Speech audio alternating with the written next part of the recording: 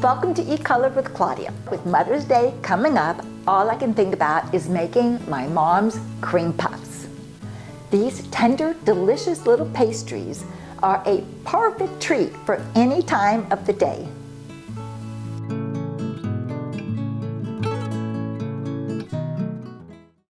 My mom made cream puffs for parties, and I can just still see her moments before the party starting, how she was setting them up on the dessert table. They looked beautiful, delicious, and how my sisters and I had to wait for the party to start and wait for the dessert part to start before we had permission to even eat one.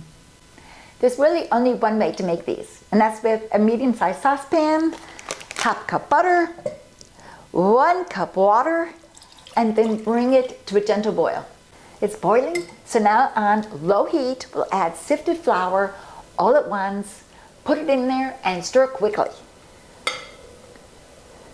Within seconds, a dough is formed.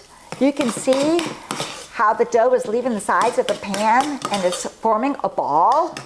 It looks like mashed potatoes. This is exactly what we want. And remove this from the heat. Now transfer this to a mixing bowl. Let it mix for about a minute or two to cool down the mixture, because this mixture is hot.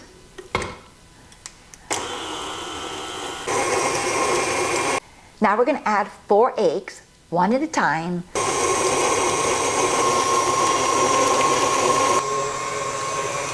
Your dough should look like this, smooth, velvety, and sticky. Now we're ready to make the little pastry cups. Now I'm sure my mom just put them on a baking sheet, which is totally doable. A teaspoon every 3 inches apart, that works out great. But I have discovered putting them in mini muffin tins is really easy. I like to make them in just bite-sized pieces, so just pop them in.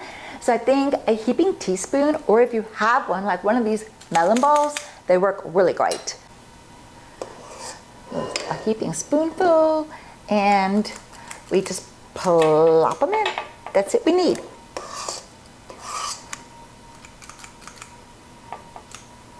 So you want to preheat your oven to 400 degrees. We're going to bring these in the oven 15 to 20 minutes until they are lightly browned. Now the instructions say that the inside is dry. I'm not exactly sure how you know the inside is dry, but just keep that in mind. Look at these shells. They look perfectly okay, but now we have to work quickly. A wooden skewer, and you want to quickly poke holes in all of them because, like I said, we're supposed to keep them dry, so you don't want moisture trapped in there because otherwise they could collapse, and we don't want any collapsed cream puffs.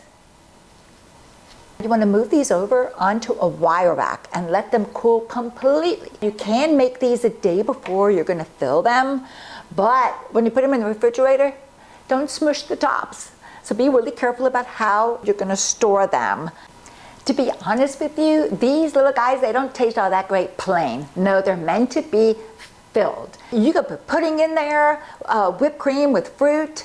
My mom put ice cream in here, but the way I really remember them is with custard. So that's what we're going to do. So you have to do the custard with whipped cream. So for the custard, back with your medium saucepan, and in here, the measurement's a little bit wonky. There's 3/4 cup sugar, 3/4 teaspoon salt, and 9 tablespoons flour, but in the saucepan. Now we're going to add 3 cups of half and half. And we'll bring this to a boil. So now stir this and keep your temperature just on medium. It's going to take a little while, but it's got to boil. It's going to get thick. And, well, I just have to be honest with you. It's going to take a while, but it's going to be so worth it. Yeah, I know nothing about cooking science, but I just love all these chemical changes. Come look at this, how it is just now starting to boil. And look how thick and beautiful, and you can see the bubbles. So now we're going to go ahead and get this off the heat. So now I'm quickly going to scramble 3 eggs together. Then you're going to take some of this thick mixture, like a nice big spoonful, put it in your eggs, and stir it up. And then pour it back in the mixture. You're going to stir this once again until it boils.